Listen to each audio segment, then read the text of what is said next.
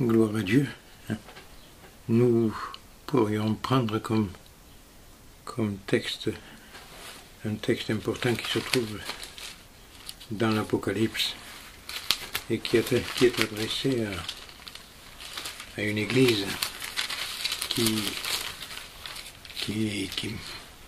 est une église qui est dans la pensée de Dieu. Et ce texte dit dans l'Apocalypse 3, 10, parce que tu as gardé la parole de la persévérance en moi, je te garderai aussi à l'heure de la tentation qui va venir sur le monde entier pour éprouver les habitants de la terre. Je viens bientôt. Retiens ce que tu as, afin que personne ne prenne ta couronne. C'est important. Ce texte est très important parce que il invite à garder la parole de la persévérance, et il invite aussi à retenir ce que nous recevons. Et nous ne devons pas nous éloigner de la Bible. Et nous pouvons penser que le but du diable est de nous éloigner de la Bible, de minimiser la valeur de la parole de Dieu. Non, il ne faut pas la minimiser, mais au contraire la valoriser et de plus en plus nous installer dans cette fidélité que Dieu nous demande, parce que Dieu demande de nous la fidélité. Et c'est garder ce qui est écrit. La fidélité que nous garderons aussi prouvera notre amour. Nous avons compris qu'il nous a aimés. Nous avons compris ces bases essentielles qu'à cause de nous, Dieu a donné. Et Dieu a donné son Fils, Jésus, pour qu'il nous apporte la solution dont nous avions tellement besoin. Et Jésus a pu dire, je suis le chemin, la vérité et la vie. Nul ne va au Père que par moi. Oui, Dieu nous a donné. Et nous devons comprendre aussi que dans son amour pour le Père, Jésus a tout accepté. Il a accepté de devenir ce qu'il détestait le plus, parce qu'il a accepté de devenir péché, dans le but d'expier le péché. Et Jésus a expié le péché à la croix. Et ce qu'il ne voulait pas, il a accepté de le devenir parce qu'il aimait, il aimait la volonté du Père. Il y a autant de témoignages dans la Bible d'hommes qui ont accepté à cause de la parole de Dieu de perdre, de tout perdre. Paul fait partie de ces hommes-là, puisqu'il dit à cause de lui j'ai accepté de tout perdre et je regarde tout comme de la boue, à cause de Jésus, à cause de l'œuvre du Seigneur, à cause de ce qu'il avait compris, ce que Jésus lui avait accepté pour lui apporter le pardon des péchés et l'héritage avec les saints de la lumière. Oui, Dieu demande de nous que nous nous attachions à lui, que nous gardions cette fidélité et que nous acceptions ce qu'il faut accepter. Parce que dans notre amour, il va falloir accepter ce qu'il faut accepter. Vous savez, le chrétien aime parce qu'il a été aimé. L'apôtre Jean dit dans son épître, nous l'aimons parce qu'il nous a aimés le premier.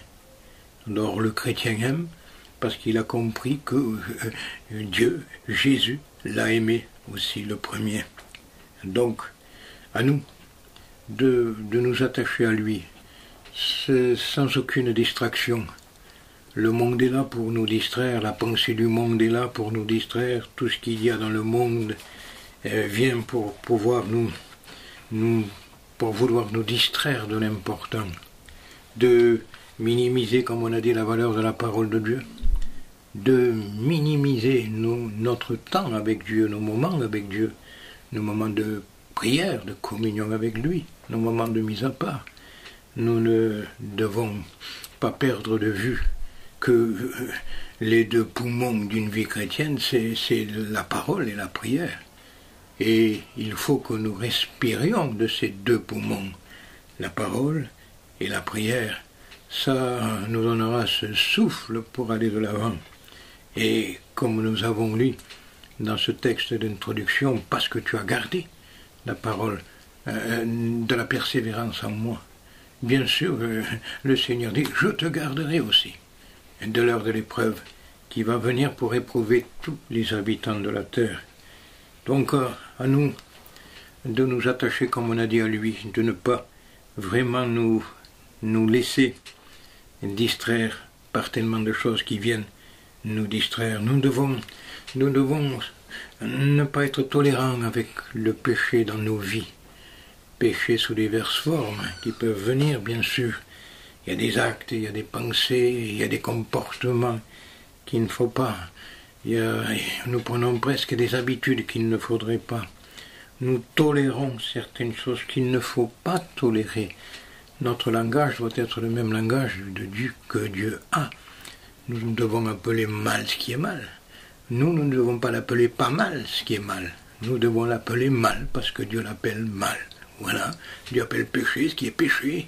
À nous de lui donner le même langage. Et le prophète dit, et c'est le prophète Jérémie, je pense, il dit, Dieu parle, il dit, il ne parle pas comme il devrait. Aucun ne se repent de sa méchanceté, de sa vie. Ils reprennent leur marche. Alors Dieu voudrait écouter certaines de nos prières, non pas de dire je te loue Seigneur, mais je te demande pardon pour la tolérance dans ma vie de ce qu'il ne faut pas. Et ça c'est tellement important. Pourquoi? Parce que si nous tolérons certaines choses, à la fin, ce que nous tolérons va nous écarter vraiment de la voie du Seigneur. Alors non, nous devons prendre garde à la voie droite et à marcher dans ce chemin qui est ce chemin royal. Ô Dieu, c'est écrit dans la Bible, ton chemin est dans la sainteté. Voilà le chemin où Dieu veut que nous marchions, dans la sainteté. Vous savez, si nous marchons dans la lumière, dit l'apôtre, c'est comme il est lui-même dans la lumière, nous sommes mutuellement en communion, les uns avec les autres, et la Bible dit que le sang de Jésus nous purifie de tout péché. La marche dans la lumière, ce n'est pas une marche dans les ténèbres, non, la marche dans la lumière. Et vous savez, le Seigneur a dit que celui qui le suit ne marchera pas dans les ténèbres, parce qu'il aura la lumière de la vie. À nous de le suivre, à nous, comme on dit, de nous attacher à lui, à nous de ne pas tolérer certaines choses qu'il ne faut pas tolérer, et combien il faut que notre vie pratique prouve notre chrétienté. Nous devons vivre en conformité avec ce que Dieu veut que nous vivions. Bien sûr que nous avons besoin de la grâce de Dieu. Bien sûr que nous sommes sans force, mais que nous comptons sur l'assistance du Saint-Esprit. Bien sûr que, vous savez, il y a une chose qui est importante.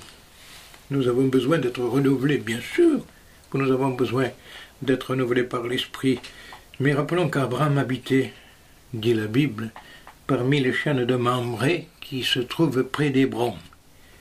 Et quand nous regardons la signification de ces noms, Mamré, ça veut dire vigueur, prospérité. Hébron veut dire communion. Donc si nous joignons cela, la vigueur vient de la communion. À nous, dans une image, de demeurer parmi les chênes de Mamré, près d'Hébron. À nous de garder cette communion, parce que c'est dans la communion que nous trouverons la vigueur, la force, nous recevrons de lui, par l'Esprit. Ce n'est pas non plus notre vie que nous allons tenter d'améliorer, de rafistoler, pardonnez-moi le mot. Non, ce n'est pas ça, parce que on ne rafistole pas notre vie, pas du tout, parce qu'on ne peut pas restaurer notre vie. Ce qui est mal est mal.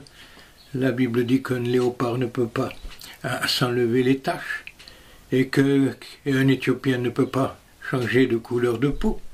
Il est ce qu'il est, nous sommes ce que nous sommes.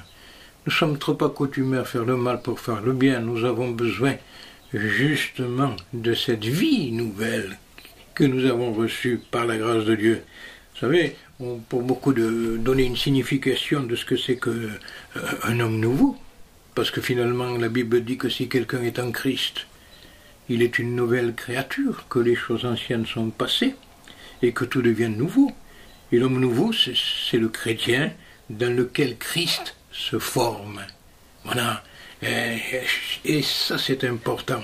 Et nous devons permettre qu'il croisse. Il faut qu'il croisse des gens et que je diminue. Il faut qu'il croisse dans nos vies. Et c'est dans cette mesure, et nous diminuer. Il faut que ce soit lui, pas nous. Nous n'arrivons à rien. Mais il est arrivé à tout. Il n'a pu dire que sans lui, nous ne pourrions rien faire, et c'est vrai. Que de fois n'avons-nous pas expérimenté que quand nous essayons de faire quelque chose de par nous-mêmes, finalement nous tombons dans une impasse, nous tombons dans un mur, nous butons contre un mur, parce que ce qui vient de nous ne peut pas satisfaire Dieu. Voilà, ce que Dieu veut, c'est que nous nous attachions à celui qui a tout accompli pour nous. Oui, le sang de Jésus nous purifie de tout péché. Et oui, par la puissance du Saint-Esprit, nous pouvons vivre cette vie chrétienne. C'est sa vie, c'est pas la nôtre, c'est pas la mienne. Je n'arrive à rien, mais il arrive à tout. Et oui, nous réalisons dans toutes les fois où nous sommes vaincus, que nous n'arrivons pas, que la victoire c'est lui, c'est Christ en nous, l'espérance de la gloire. C'est en lui qu'il y a tous les trésors de la sagesse et de la connaissance. Et vous savez, nous devons vivre ce que Dieu veut que nous vivions, bien sûr, et comme je le répète, et je ne peux que le répéter souvent, que par sa grâce de vivre. Des fois, nous prenons certaines libertés. J'ai parlé tout à l'heure, nous avons parlé de la tolérance du péché, mais des fois, il y a des libertés que nous prenons d'agir comme ce que Dieu réprouve. Je prends certaines libertés d'agir par rapport à ce que Dieu réprouve. Là aussi, c'est grave, parce que je ne peux pas prendre cette liberté d'agir dans ce que Dieu ne veut pas, comme Dieu ne veut pas. Mais au contraire, de dire, je ne veux pas cette liberté, Seigneur. Ce que je veux, c'est que rien ne me sépare de la grâce de toi, Seigneur, parce que j'ai besoin de toi. Ouais. Oui, j'ai besoin de toi constamment. C'est la connaissance de Jésus, tout. C'est l'intimité avec Jésus, tout. La vie éternelle, a dit Jésus, c'est de te connaître, toi le seul vrai Dieu. Et celui que tu as envoyé, bien sûr, le Seigneur Jésus. C'est ça la vie éternelle. Donc, en Christ, Dieu a pourvu un grand salut. En lui, l'impossible est devenu possible. Et, vous savez, il ne faut pas s'attarder à, oui, Christ, j'allais dire s'attarder à un message, Christ crucifié, c'est bien, mais il faut voir aussi Christ ressuscité. Parce que si Christ n'était pas ressuscité, la Bible dit que nous serions encore dans nos péchés, notre foi serait vaine. Bien sûr, il a été crucifié, mais il est ressuscité. Oui, ce sang a coulé. Oui, la mort a été constatée. Oui, mais il est ressuscité. Et c'est en fonction de sa résurrection que je peux vivre, bien sûr, par la puissance du Saint-Esprit, cette vie chrétienne. Et la vie chrétienne, finalement, c'est la manifestation de la vie de Christ. Et c'est ça. Ce n'est pas la manifestation de notre vie, comme je dis, restaurer, améliorer. Non, c'est pas ça. Ce n'est pas cela ce que Dieu veut. Ce n'est pas une sanctification de la chair, c'est une sanctification de l'esprit. Donc, à nous de nous attacher à lui. Revenant là, vous savez, pour un chrétien, la chose la plus importante, ce n'est pas la puissance, c'est la sainteté. Voilà ce qu'il Dieu veut. Ce n'est pas la puissance, la chose la plus importante pour un chrétien, c'est la sainteté. Et il faut que nous marchions dans ce chemin de sainteté Et rappelons que ce qui est dit dans le ciel, il y a un message dans le ciel, un message que les anges disent. Saint est l'Éternel, ils se disent les uns aux autres. Saint est l'Éternel, Saint est l'Éternel. Ce message-là, qui est le message du ciel, devrait être proclamé parmi les églises aussi. Que Saint est l'Éternel, pour s'accorder avec la pensée du ciel, de ne pas minimiser la sainteté de Dieu. Dieu est saint. Et il veut que nous soyons saints parce qu'il est saint. Mais c'est merveilleux ça. Non pas saint par notre façon de nous améliorer, non. Mais parce qu'il a pourvu à un grand salut. Parce qu'il a pourvu en la personne de Jésus. Et que rien n'a été laissé au hasard de la part du Seigneur. Qu'il a tout accompli. Rappelons-nous que ces paroles de la croix, bien sûr, tout est accompli.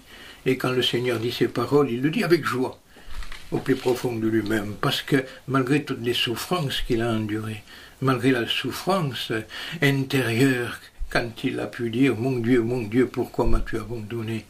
Malgré la souffrance physique, quand il a pu dire « J'ai soif », il a souffert, je dirais, d'une façon tellement grande. Mais quand il arrive à dire « Tout est accompli », en regardant le Père, dans ce regard du Fils et du Père, et du Père et du Fils, il dit « Tout est accompli » avec une joie grande. Et cette joie va au-delà des souffrances, parce qu'il aime tellement le Père, qu'il a joie d'accomplir tout ce qu'il faut accomplir pour le salut d'une humanité perdue, d'une humanité qui déchue. Oui, Dieu a pourvu à un grand salut. Bien, la Bible dit que autant marqué Christ est mort pour le péché. Il nous a aimés, je ramène ça, parce que si nous enlevons l'amour, si nous ne comprenons pas son amour, on ne peut pas aimer quelqu'un que nous n'avons pas compris son amour. Mais voyez que quand il vient, quand nous comprenons certaines choses par la grâce de Dieu, par la parole, par l'esprit, nous l'aimons sans l'avoir vu. Ça ne s'explique pas, c'est quelque chose qui est venu dans notre cœur. Nous l'aimons sans l'avoir vu. Nous nous réjouissons en lui, nous nous réjouissons pour lui. Quelqu'un a dit, rien ne sépare le Christ de Dieu. Pourquoi? Parce qu'il possède toute la plénitude de ce qui est de Dieu. Et il a pu dire aussi, rien ne le sépare de l'humanité, puisqu'il a pris un corps humain. Alors, oui, rien ne peut et ne doit nous séparer de cet amour. N'a-t-il pas dit, n'était-il pas écrit, demeurez dans mon amour. Donc, et à nous de réaliser quand même ce que nous avons reçu de la part de Dieu, ce que le Seigneur est venu nous apporter. Il y a un texte dans l'épître de Jean, permettez-moi de le chercher, je voudrais vous le lire parce qu'il est important et que Dieu fasse que nous comprenions ça. C'est le dernier verset de l'épître de Jean, chapitre 5, première épître de Jean, chapitre 5, verset 20. Nous savons, dit l'apôtre, nous savons aussi que le Fils de Dieu est venu et qu'il nous a donné l'intelligence pour connaître le véritable. Et nous sommes dans le véritable, en son Fils Jésus-Christ. C'est lui qui est le Dieu véritable et la vie éternelle. Regardons quand même la portée de ce message. Nous savons, quelle importance de le savoir ça, que le Fils de Dieu est venu, et il est venu, et qui nous a donné l'intelligence pour connaître le véritable. Et nous sommes dans le véritable c'est Dieu là, et nous sommes dans le véritable en son Fils Jésus-Christ. Vous vous rendez compte? Nous sommes en Dieu, en Christ. Et c'est lui qui est le Dieu véritable et la vie éternelle. Nous avons reçu la vie éternelle. Mais pensons donc, une vie éternelle, une vie qui vient de Dieu. C'est une vie éternelle. Dieu est l'éternel. Il n'a pas de commencement, il n'a pas de fin. Dieu nous donne une vie éternelle, une vie qui n'aura pas de fin. Nous sommes dans le véritable, en son Fils, Jésus. Donc Seigneur, quelle portée ce que tu es venu accomplir, et tu l'as accompli d'une façon tellement grande, glorieuse. Oui, c'est à lui que il reviendra toujours toute la gloire. Oui, même dans l'Apocalypse, il dit, permettez-moi ce texte, encore une fois, une petite seconde de le prendre, ça se trouve au chapitre 3 de l'Apocalypse. Et voilà ce qu'il est dit au chapitre 3 et verset 7. Voici ce que dit le Saint, le véritable. Celui qui a la clé de David, celui qui ouvre, personne ne fermera. Celui qui ferme, et personne n'ouvrira. Le Saint, le véritable. Oui, il est le Saint. Oui, il est le véritable. Oh, que nous devons comprendre le but de Dieu qui s'est exprimé d'une façon tellement glorieuse en Christ, que nous devons comprendre l'œuvre de la croix et la valeur de ce qu'il est ressuscité, de ce que nous sommes devenus, nous. Christ en nous, c'est Dieu en nous, et nous sommes dans le véritable, en son Fils, Jésus. Oh, Père, quelle portée ce message! Oui, quelle portée ce que tu as fait, Seigneur. Le but, c'est, il veut que nous soyons sauvés. Il veut que nous servions à sa gloire. Nous ne sommes pas ici sur la terre pour nous servir. Nous sommes là pour le servir, avec la grâce qu'il nous accorde, bien sûr, avec les capacités qu'il nous donne. Nous sommes là pour le servir. Vous savez, on ne se sert pas. Il y en a qui veulent tellement, et nous voulons tellement nous servir, nous. Non, nous ne sommes pas là pour nous servir. Nous sommes là pour, par la grâce que le Seigneur nous accorde, servir à la louange de sa gloire à lui. Nous sommes là pour manifester, non pas notre vie, non, mais la vie de Christ. Nous sommes là pour manifester ses sentiments. Nous sommes là pour être remplis d'amour, comme dit le fruit de l'esprit. C'est l'amour et tout ce qui suit cela. Parce que si nous ne manifestons pas ce fruit de l'esprit, si nous n'avons pas une communion, comme on a dit, une communion, vous savez, Saint-Améran à Hébron, Hébron veut dire communion, si nous n'avons pas une communion intime avec le Seigneur, si nous ne recevons pas de lui, nous ne pourrons pas manifester ce qui est de lui, mais dans une communion profonde avec lui, dans une intimité, dans une unité. Ce ne sera pas nous, ce sera lui. Et c'est ça qui est important, que ce soit lui qui soit vu, pas nous. Des fois, c'est nous qui sommes vus, nos actes, nos paroles, je dis qui ne cadrent pas, et dont nous réalisons que nous avons mal fait. Bien sûr que nous les regrettons, que nous demandons pardon, que le sang de Jésus nous purifie, nous le croyons. Nous avons besoin de ce qu'il a fait, de son œuvre à la croix, et nous avons besoin de ce qu'il est. Ce qu'il a fait m'assure le pardon, le sang a coulé, la purification.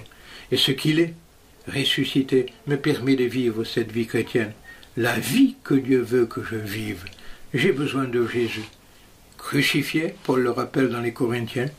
Dans les premiers chapitres, il rappelle Christ. Je ne veux savoir autre chose parmi vous que Jésus crucifié. Mais à la fin, quand il parle de la résurrection, mais bien sûr que Christ est ressuscité. Il y a les deux messages là. Le message central, c'est qu'en lui, il nous a donné tout ce qui contribue à la vie et à la piété. En Christ, il y a tout ce qui contribue à la vie, c'est le salut. Et en Christ, il y a tout ce qui contribue à la piété, c'est la marche avec Dieu. Ça, la piété, c'est l'attachement à Dieu. Si vous voulez mieux, en Christ, il y a le salut, et en Christ, il y a la sanctification. C'est en lui qu'il y a tout. Rappelons-nous qu'il a été fait de la part de Dieu. Réalisez le texte, c'est écrit ça aussi. Il a été fait de la part de Dieu, sagesse, justice, sanctification et rédemption. Jésus, c'est fait en lui. Dieu nous a tout donné, c'est par Dieu. Dieu a fait cela pour nous. Donc s'il nous a donné tout ce qui contribue à la vie et à la piété, oui, nous avons besoin de lui pour trouver le pardon et pour trouver la force de marcher dans la sainteté de vie. Soyez saints, car je suis saint. Bien sûr, on peut dire, bon, c'est quel commandement. Prenons-le un peu dans un sens. Si Dieu nous demande d'être saints, c'est parce qu'il nous a accordé en Christ la possibilité d'être saints. Il ne nous demanderait pas quelque chose de par nous-mêmes, mais il nous accorde la grâce de pouvoir vivre ce qu'il est. Et la Bible dit que nous sommes dans le véritable, on l'a lu, que c'est le véritable qui est en nous, au travers de son Fils. Oui, parce que ça a été le but du Seigneur, ça. Oh, personne n'a jamais vu Dieu. Il avait dit, Dieu le Fils unique est celui qui est venu le faire connaître. Lui seul est venu le faire connaître. Oh, des fois, nous avons une pensée, notre pensée est fausse par rapport même, et comme permettez d'y revenir un peu, à ce que ce Dieu est saint. Mais non pas pour se mettre, comment dire, à un niveau inaccessible, non. Tout est possible à celui qui croit. Tout est possible à celui qui s'attache à Jésus. Nous sommes sans force, il faut lui dire, Seigneur, mais nos regards sont sur toi. Et nous voulons vivre, Père, dans ta pensée. Nous le voulons. Nous le voulons parce que tu le veux. Mais nous savons qu'en Christ, je dirais, eh bien, tu nous as accordé ce moyen de vivre ce que tu veux. Nous le voulons nous-mêmes. Oui, nous voulons nous attacher au Seigneur sans se laisser distraire. Oui, nous voulons l'aimer parce qu'il nous a aimé le premier. On n'a pas le mérite à l'aimer. Et il nous a aimé le premier. Trouvons-nous un mérite, nous? C'est lui qui a tout acquis. C'est lui qui est venu se charger de nos péchés, de nos iniquités. Quelle portée la croix! On oublie souvent le message de la croix. C'est un message où il faut y revenir. Mais non, on oublie la croix. Et donc, on parle bien sûr de tous les avantages qu'on peut avoir en Christ. Bien sûr, on demande aux gens de s'approcher pour la bénédiction, qu'elle soit physique, qu'elle soit matérielle, problème de couple, etc., etc. Bien sûr qu'il y a des solutions. Mais nous avons oublié qu'à la croix, le but de la croix, bien sûr, c'est que Jésus expie le péché dans sa mort. À la croix, le sang a coulé. Le sang s'est répandu. Imaginons un peu le sang qui coulait de ce dos labouré, de ce 39 coups de fouet. Imaginons que c'est vrai, ce sang qui coulait, de cette tête couronnée d'épines, de ses mains crucifiées, de ses pieds crucifiés. Ça, et quand il est en plus, quand il a poussé le soupir qui n'en a fini, je dirais qu'il a fini son œuvre. Nous savons ce qui s'est passé ensuite avec ce coup de lance, et le sang qui a coulé également. Oui, voyons, la croix. Mais la croix, c'est un message central dans la parole de Dieu. On oublie maintenant de prêcher la croix. Prêchons-la dans la plus grande de toutes les simplicités. Ne cherchons pas, nous prédicateurs, à épater la galerie en cherchant des messages qui vont épater. Non, le plus grand message, c'est Christ crucifié. Et voilà, et Christ ressuscité. Ne cherchons pas une autre pensée plus grande que de présenter l'agneau. Jean-Baptiste, bien sûr, il a présenté l'agneau, c'était son message. Voilà l'agneau de Dieu qui ôte le péché du monde. Et c'est tout, et il s'est caché ensuite. Oh, nous sommes peut-être un peu trop vus, permettez-moi, je le pense, nous sommes tous dans le même sac. Nous ne devons pas être vus, c'est lui qu'on doit présenter l'agneau. Présentons l'agneau à la croix, le Christ crucifié, le sang qui coule, l'agonie, bien sûr, les 6 heures de la croix. Rappelons les 7 paroles de la croix, toutes ont une portée tellement grande. Oui, et rappelons que même à la fin, Jésus a pu dire, je remets mon esprit entre tes mains. Il se confie au Père, il a foi au Père. Voilà. Et bien sûr, le Père l'a ressuscité, il est ressuscité. Et la Bible dit l'Esprit de sainteté qui a ressuscité Christ entre les morts. Mais bien sûr que le message est là. La gloire de Dieu s'est manifestée en Christ. La pensée de Dieu, ce que Dieu avait longtemps prédit par les prophètes. Vous savez, c'est écrit ça. Permettez-moi encore de trouver ce texte. Donnez-moi un petit moment pour que je le trouve et qu'on puisse le lire, parce que nous revenons sans cesse à la parole de Dieu. Ce n'est pas nos pensées qu'il faut prêcher, c'est Christ qu'il faut prêcher, c'est la parole de Dieu. Il est dit que Dieu nous a parlé dans ces derniers temps par le Fils, dans l'Épître aux Hébreux chapitre 1, et ça commence au verset 2. Dieu dans ces derniers temps nous a parlé par le Fils. Il l'a établi héritier de toutes choses. Par lui, il a aussi créé l'univers. Le Fils est le reflet de sa gloire, Le Fils est l'empreinte de sa personne, et il soutient toutes choses par sa parole puissante. Il a fait la purification des péchés, et il s'est assis à la droite de la majesté divine dans les lieux très hauts. Mais bien sûr, le Fils qui est supérieur aux anges, vous le lirez dans l'Épître aux Hébreux, ça, qui est supérieur à Moïse, qui est supérieur à Josué. Où il nous parle aussi de la nouvelle alliance que Dieu a faite avec les hommes par le sang de Jésus, l'alliance qui est venue en Christ, qui est supérieure à l'ancienne alliance. Bien sûr, il est supérieur en tout, Christ. Christ est au-dessus de tout. Et oui, rappelons-nous même qu'à la montagne de la transfiguration, quand le Seigneur est là avec, bien sûr, Pierre, Jean, Jacques, qui sont là aussi, et qu'il y a Moïse et il y a Élie, qui sont là, bien sûr. Même Pierre est effrayé, et c'était quand même un spectacle effrayant. Mais rappelons-nous que quand la nuée les enveloppe, mais il y a la voix qui se fait entendre. Et quand la voix se fait entendre, là où se montre en quelque sorte, et permets-moi de le dire, Père, le doigt de Dieu se montre sur le Fils, à mon dire, c'est lui. C'est lui. Oui, c'est pas Moïse, c'est bien la loi. C'est pas Élie, c'est bien les prophètes. Mais lui, c'est la grâce. Et la grâce, dans la grâce, Christ a accompli la loi et les prophètes. Il a tout accompli. Celui-ci, c'est le Fils bien-aimé. C'est lui l'affection du Père. Ils ont été des hommes de Dieu. Qui dira quelque chose de ce Moïse, qui a été un homme de Dieu remarquable, et du prophète Élie? Bien sûr qu'ils ont été tous des hommes de Dieu remarquables.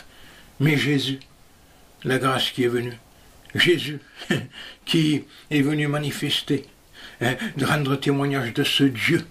Il dit, c'est l'empreinte de sa personne, le reflet de sa gloire, ce Jésus que le Père nous a donné. Mais oui, Seigneur, nous avons les regards nous-mêmes sur toi, et nous ne voulons pas, je dirais, détourner les regards de toi.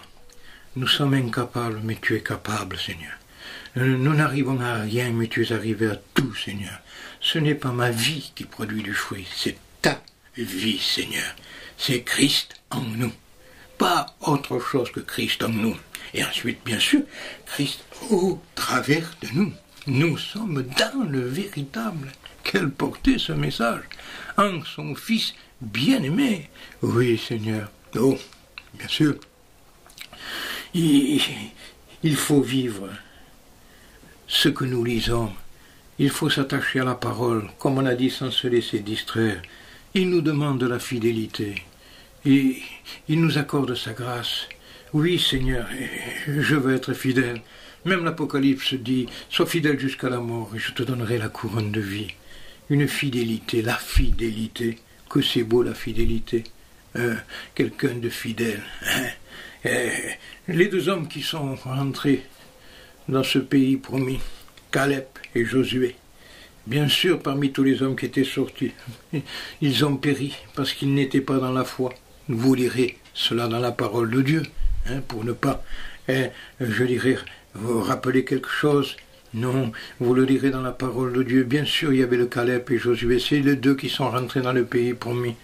Josué, c'est de la même racine que sauveur, salut, sauveur. Et Caleb, je pense que ça veut dire chien. Mais c'est vrai, chien, un chien est très fidèle, un chien. Alors, voilà ce qui rentrera dans le pays. La fidélité rentrera. Et la fidélité au Sauveur rentrera. Et c'est ça qui est important pour nous. Non pas sortir de là où nous étions, de la vie que nous avions, mais ce que Dieu veut, c'est que nous rentrions dans ce qu'il a préparé pour nous.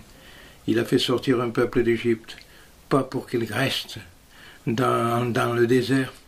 Il voulait l'amener dans le pays promis, faire sortir pour amener. Et c'est ça qui est important. Dieu veut nous faire sortir de là où nous étions de notre vie, pour nous amener dans ce qu'il veut. Et je dis, mais il y a la grâce là. Là, il y a Christ crucifié, il y a Christ ressuscité. Le Christ crucifié m'apporte le pardon de là où j'étais, de ma vie. Mais le Christ ressuscité me permet de rentrer dans le pays, me permet de vivre cette vie chrétienne pleine, et qui est une vie de victoire, de bénédiction. Vous aurez des tribulations, il a dit, dans le monde, mais prenez courage. J'ai vaincu le monde. Oui, la sainteté combien dans ta maison, Seigneur. Oui, que nous soyons des hommes saints. Oui, que nos foyers s'attachent à la parole de Dieu, que nos compagnes s'attachent à la parole de Dieu, que nos enfants nous puissions donner à nos enfants, bien sûr, un enseignement. Instruis ton fils, instruis l'enfant dans la voie qu'il doit suivre, dit la Bible. Quand il sera grand, il ne s'en éloignera pas. Ne minimisons pas la parole de Dieu chez nous. Il est très bien, les frères, que nous la prêchons, mais je dis, les plus beaux messages, ne devons-nous pas aussi les présenter chez nous, dans ce qui sera un auditoire tellement grand, nos compagnes, nos enfants, qui ont besoin de la grâce de Dieu. Oh oui, Dieu a dit toujours, tu en parleras, hein, quand tu te lèveras, tu en parleras, quand tu te coucheras. Oh, quel message pour nous, que dans notre possibilité, bien sûr, pourquoi ne pas en parler le matin avec nos compagnes? Pourquoi ne pas lire un texte et prier avec nos compagnes? Le soir, pourquoi ne pas lire un texte et prier avec nos compagnes, nos enfants? Ou peut-être nous dirons, on a tellement d'occupations, on a tellement d'occupations. Non, non, non, non. Non, non, non. La base aussi, c'est le foyer. La clé, c'est le foyer. Oh, on peut remuer ciel et terre, mais le chez nous, comment ça se porte le chez nous? Est-ce que nos compagnes sont dans le salut? Est-ce que nos enfants aussi sont dans le salut? Pourrions-nous partir et les laisser là? Non, nous ne voulons pas ça. Nous voulons au contraire qu'ils s'attachent au Seigneur. Nous voulons qu'ils le comprennent. Bien sûr que ce n'est pas nous qui les convertirons. Mais si nous appliquons à faire ce que Dieu veut que nous fassions, si nous prions pour eux, bien sûr, et que rien n'entrave la prière, que ce soit personnel ou avec notre compagne, nous devons même honorer nos compagnes. Hein? Nous devons nous donner à la prière, que rien ne fasse obstacle à la prière. Parce que il y en a, s'il s'agit de prier, mais d'être écouté de Dieu, parce que la Bible dit aussi que Dieu écoute celui qui l'écoute, et qu'il honore celui qui l'honore. Maintenant, tout le monde se lance dans la prière, on se lance dans la prière. Non, non, stop, non, non, non, non, non, non. Et Dieu veut l'obéissance. Et dans cette obéissance, bien sûr que nous pouvons y prier, parce que ça montre que nous écoutons Dieu. Et ensuite, Dieu se plaît à nous écouter et à nous exaucer. Vous savez, l'Église vit d'exaucement de prière. Alors quelle importance d'être écouté de Dieu. Quelle importance que rien n'entrave, qu'il n'y ait pas de voile, de nuage entre lui et nous. Ah non, la main de l'Éternel n'est pas trop courte, dit le prophète. Ah non, ni son oreille trop dure pour entendre. Mais ce sont vos péchés qui empêchent qu'il ne vous écoute. Non, non, Seigneur, non. Nous voulons au contraire revenir à ces anciens sentiers, y marcher. Et tu lui dis même, nous trouverons le repos de nos âmes. Oui, frères, sœurs, je dirais le temps est court. Il est l'heure de nous réveiller de nos sommeils. Il est l'heure de sortir de la paresse. Hein, parce qu'un peu de paresse, un peu, et nous savons que la pauvreté va nous surprendre et que le chaos risque de venir. Non, non. Nous voulons maintenant nous approcher de toi avec des cœurs résolus. Oui, comptant sur ta grâce, Seigneur. Le prophète a dit, le prophète Ésaïe l'a dit, quand ce peuple s'approche de moi, il m'honore des lèvres. Il m'honore de la bouche, des lèvres, mais son cœur est éloigné de moi. Et Dieu dit, et la crainte qu'il a de moi n'est qu'un précepte de tradition humaine. Quelle tristesse pour Dieu.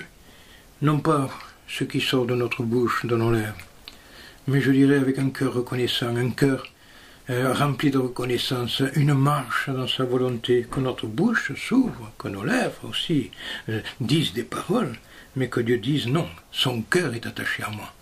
J'écoute celui qui m'écoute. Amen. Bien sûr que c'est pour chacun de nous. Et, plus que jamais, oui, et encore revenir là, que, comme dit le prophète âgé, considérez attentivement vos voies. Vous semez, vous moissonnez pas. Qu'est-ce qu'il y a? Qu'est-ce qui se passe? On sème et on moissonne pas. On sème et on ne poissonne pas. Les frères et les sœurs, bien sûr, si nous examinions cela, des fois combien de prières qu'on sème, il n'y a pas de moisson. Que se passe-t-il? Que se passe-t-il? Alors il dit, considérez attentivement vos voies. Et à nous de considérer attentivement qu'est-ce qui ne va pas, Seigneur. Où je suis sorti du cadre, Seigneur. Je te prie de me le donner à la comprendre, Seigneur. Je veux me replonger dans la lecture, regarder ce que tu appelles mal, Seigneur. Et c'est vrai, et si j'ai pris tellement, j'ai toléré tellement de choses qu'il ne fallait pas, pardonne-moi, Seigneur. Si je me suis permis un peu de laisser aller, Pardonne-moi, Seigneur. Non, non, non, non. Je veux revenir à ces anciens sentiers, Seigneur. Examiner attentivement vos voies. Alors nous voulons examiner attentivement nos voies. Nous voulons que rien n'entrave qu'il nous écoute. Et si nous savons qu'il nous écoute, quoi que ce soit que nous lui demandons, eh bien, nous le recevons de lui. Parce que oui, nous voulons faire ce qui lui est agréable. Voilà ce que nous pourrions nous dire et nous rappeler. Aimons-le parce qu'il nous a aimés.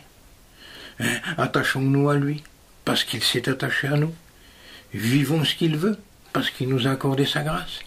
Et quand Christ, l'impossible, devient possible, rappelons-nous qu'il a été crucifié, oui, mais qu'il est ressuscité et que bientôt il vient chercher son Église sur les nuées du ciel. Alors oui, Seigneur, que notre cœur s'attache à toi, oui, et comme dit le psalmiste, mon cœur dit de ta part, cherche ma face. C'est un peu un message de Dieu qu'il met en nous, et qu'il met en nous, et qu'il le met en nous même ce soir. Mon cœur dit de ta part, cherche ma face. Il y a une réponse, je cherche ta face. Que ce soit votre partage et le mien, comptant sur sa grâce, et nous pouvons remercier Dieu pour cela. Père Céleste, c'est vrai, tu as pourvu un grand salut. Jésus, tu as tout accompli parce que tu aimais la volonté du Père. Tu nous aimais. Tu as consenti à devenir ce que tu détestais le plus. Tu as accepté de devenir péché. Et le péché a été expié dans ta mort. Merci pour le sang que tu as versé qui nous purifie de tous nos péchés. Seigneur, oui, crucifié, mais ressuscité. Merci Jésus, nos regards sont sur toi. Nous n'arrivons à rien, mais tu es arrivé à tout.